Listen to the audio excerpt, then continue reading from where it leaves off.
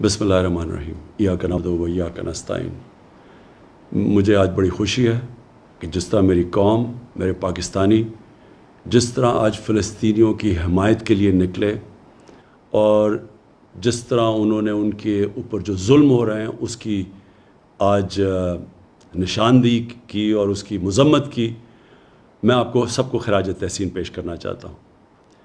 جب سے اسرائیل بنا،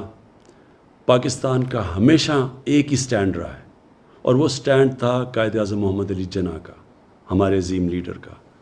کہ فلسطینیوں سے بہت بڑی ناانصافی ہوئی ہے، اور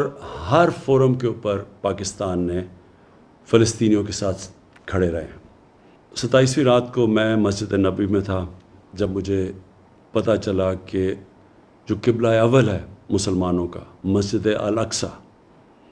ادھر جب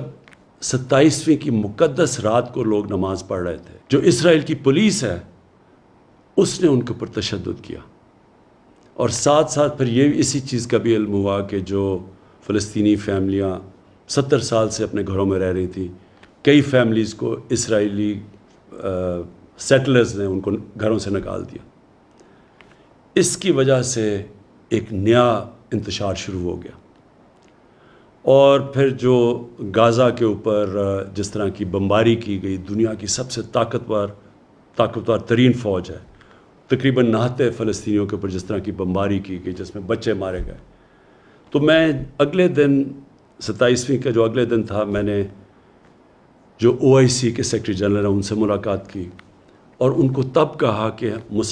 OIC کو اس کے اوپر سٹینڈ لینا چاہیے اور یونائٹڈ نیشنز میں ایشو کو اٹھانا چاہیے۔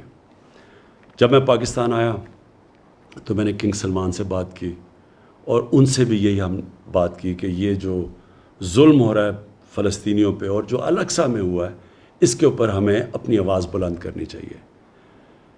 ترکی کے جو پریزیڈنٹ ہے طیب اردوغان، ان کی مجھے کال آئی، انہوں نے بھی یہی چیز کہی۔ مہاتر محمد کی میسج آئی، کال آئی، انہوں نے بھی یہی چیز کہی۔ اور پھر میں نے بات کی فلسطین کے جو صدر ہیں محمود عباس، اور ان سے ہم نے کہا کہ ہم پوری طرح ان کو یقین دلایا کہ ہم سب پاکستان، بلکہ مسلمان دنیا، بلکہ وہ دنیا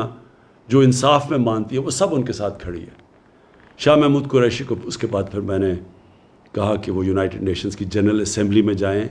اور OIC اور مسلمان ممبر سے اس ایشو کو اٹھائیں، اور انہوں نے بڑے بھرپور طریقے سے اس کو اٹھایا، اور میں ان کو داد دیتا ہوں اس کی۔ میں جو ایک چیز دیکھ رہا ہوں، مجھے ایک بڑی خوشائند چیز نظر آ رہی ہے، اور وہ کیا ہے کہ دنیا کا پبلک اوپینین چینج ہو رہا ہے۔ میں نے اتنا ٹائم مغرب میں گزارا، پہلے بھی جب اسرائیل کی فوجیں ظلم کرتی تھی فلسطینیوں پہ، تو میں کبھی مغرب کے اندر ان کے اخباروں میں، ان کے میڈیا، ان کے پولیٹیشنز کو میں نے کبھی نہیں دیکھا کہ اسرائیل کی وہ تنقید کریں، بلکہ وہ سارے اسرائیل کو ایسے ہوتا تھا کہ جیسے ظلم اسرائیل پہ ہو رہا ہے۔ لیکن یہ پہلی دفعہ ہے کہ وہاں سے آوازیں اٹھنی شروع ہوئیں، ان کے اخباروں نے اس کی تنقید کی، ان کے میڈیا نے اس کی تنقید کی، اور پولیٹیشنز نے کھڑے ہو کے، کبھی میں نے سمجھتا تھا کہ امریکہ میں وہ اسرائیل کی تنقید کریں گے اور مغربی ممالک میں۔ اس کی یہ جو پبلک اوپینین تبدیل ہوا ہے، اس کی ایک بہت بڑی ایک اور وجہ ہے سوشل میڈیا۔ مین میڈیا اگر کوئی رپورٹ کو روکتا بھی ہے، کوئی سینسر بھی کرتا ہے، تو سوشل میڈیا پہ ایک ایسی فورس آ گئی ہے کہ اس سے اب کوئی بھی کمیونیکیشن اور نیوز کو روک نہیں سکتا، اور اس سے مجھے نظر آ رہا ہے کہ دنیا کا پبلک اوپینین چینج ہو رہا ہے۔ آج سے 30 سال پہلے اسی طرح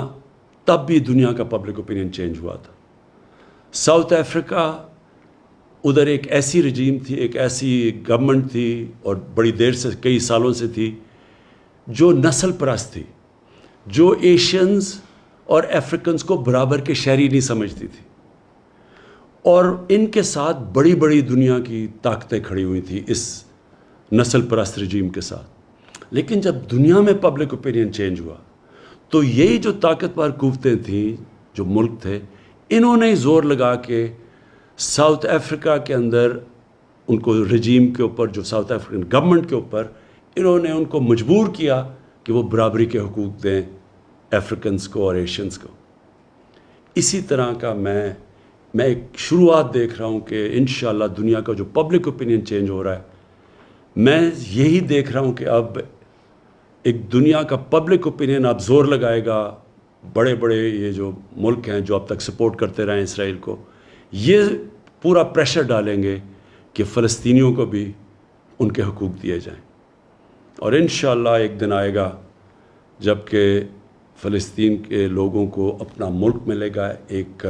منصفانہ سیٹلمنٹ ملے گی، وہ بھی برابر کے شہری رہ سکیں گے جو کہ فلسطینی اسرائیل میں رہتے ہیں، ایک برابر کے شہری بن کے رہ سکیں گے، اور ہم دعا کرتے ہیں کہ وہ دن جلدی آئے۔ پاکستان پائندہ باد۔